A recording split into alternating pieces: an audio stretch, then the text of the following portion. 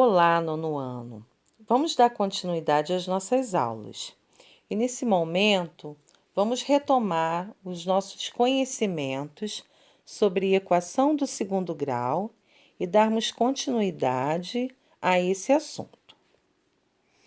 Equação do segundo grau. São todas as equações escritas na forma ax² mais bx mais c igual a zero, onde a, b e c são coeficientes, números reais. Só que o coeficiente a, ele tem que ser um número diferente de zero. Por quê? Porque se ele for zero, a equação vai deixar de ser do segundo grau.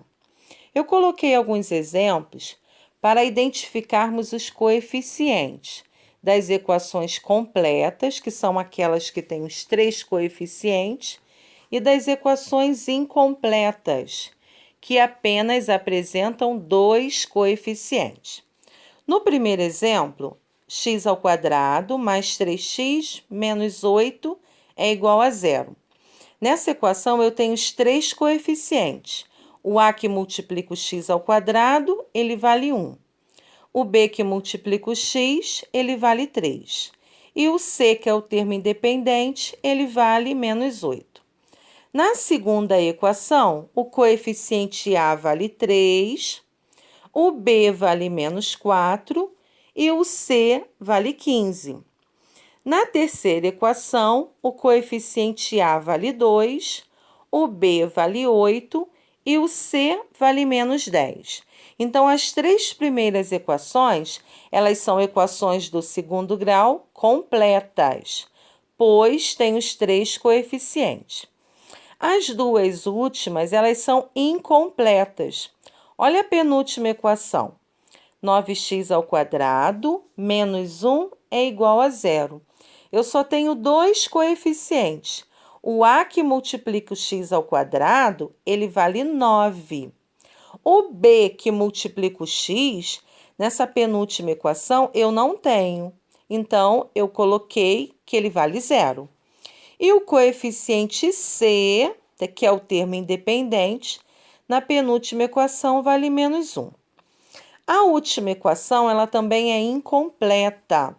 Eu tenho menos 4x² mais 6x é igual a zero. O a, ele vale menos 4, que é o valor que multiplica o x². O b, ele vale 6, que é o coeficiente que multiplica o x. E o c, na última equação, eu não tenho. É o coeficiente independente. Eu não tenho, então ele vale zero. Forma reduzida de uma equação do segundo grau. Todas as equações do tipo ax² mais bx mais c igual a zero estão escritas na forma reduzida. Mas nem sempre as equações serão dadas dessa forma. Nesses casos, devemos reduzir os termos e igualar a equação a zero. Então, se a equação não vier igualada a zero, é necessário organizá-la primeiro. Então, eu coloquei aqui um exemplo de uma equação que não está igualada a zero. Eu tenho 2x² menos 7x mais 4 igual a 1 menos x². Eu preciso igualar a zero. Depois organizar e identificar os coeficientes. Então, 1 e o menos x², eu vou mudá-los de lugar. Eu vou colocá-los antes do sinal de igual. Então, para isso acontecer, eu tenho que mudar também o sinal deles. Repetir o 2x², repetir o menos 7x, repetir o 4. Observe que 1 estava positivo, passando para o outro lado, ficou menos 1. O menos x, eu também mudei de lugar. Ficou mais x². E igualei a zero. Agora, eu vou reduzir. Eu vou juntar os termos que são comuns. Eu tenho 2x² e eu tenho x². 2 mais 1, 3x ao quadrado. Então, eu tenho 3x ao quadrado. O menos 7 não tem nenhum outro valor que multiplique o x. Então, eu vou repetir o menos 7. Agora, eu tenho 4, que é o termo independente, e eu tenho menos 1, que também é independente. 4 menos 1, 3. Observe que na terceira linha, a equação ela está totalmente reduzida.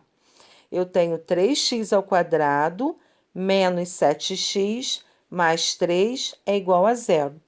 Depois que ela está reduzida, aí podemos identificar os coeficientes, tá? Então, se a equação não estiver igualada a 0, é necessário mudar os valores que estão após o sinal de igual, passá-los para antes do sinal de igual, invertendo o sinal de cada valor. As equações do segundo grau, elas também podem ser incompletas. Existem dois casos. Observe que eu coloquei ax ao quadrado mais bx igual a 0. Nesse primeiro caso, eu não tenho coeficiente c. E o outro caso é ax ao quadrado mais c igual a 0. Eu não tenho, nesse outro tipo, o coeficiente b. Agora, como que se resolve as equações incompletas? Observe que no primeiro caso, eu coloquei aqui um exemplo, ó. X ao quadrado mais 3x é igual a 0.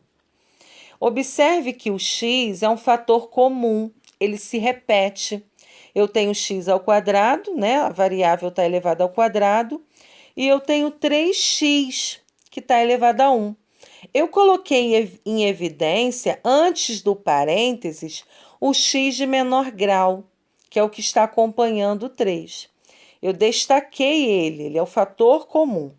Abri parênteses e coloquei dentro do parênteses x mais 3 e igualei a 0. Então, se eu aplicar a distributiva, eu volto a ter x vezes x, x ao quadrado. X vezes 3, 3x. Mas por que é necessário fazer assim? É um método de resolução da equação desse tipo, porque existe um fator comum.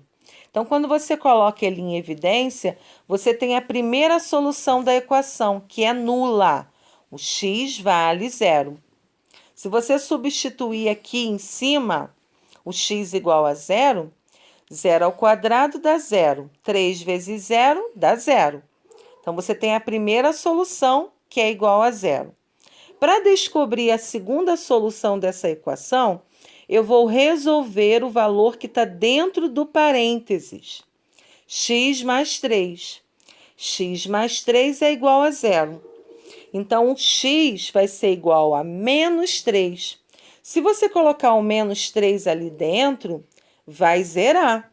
3 tira 3, dá 0.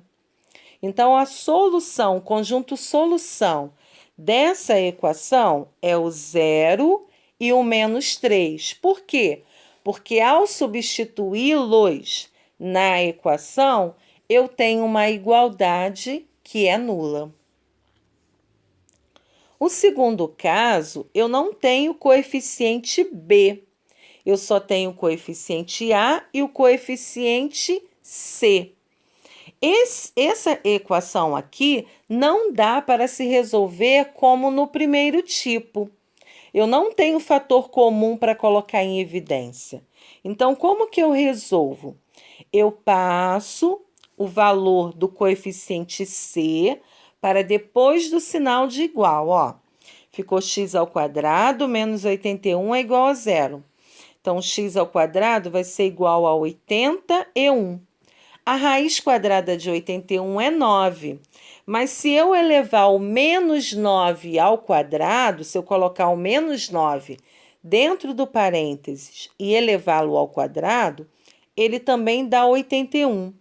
Por isso que se usa colocar após o sinal de igual o mais ou menos a raiz quadrada.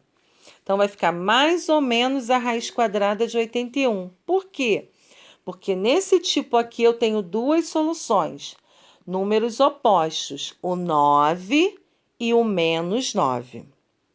Qualquer dúvida, estou à disposição para ajudá-los.